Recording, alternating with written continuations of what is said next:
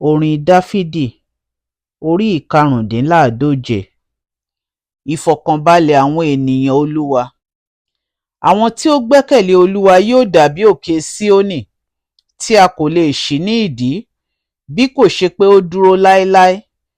Bí òkè ńlá ti yí Jerúsálẹ́mù ká, bẹ́ẹ̀ li Olúwa yí àwọn ènìyàn rẹ̀ ká láti ìsinsìnyí lọ àti títí láéláé.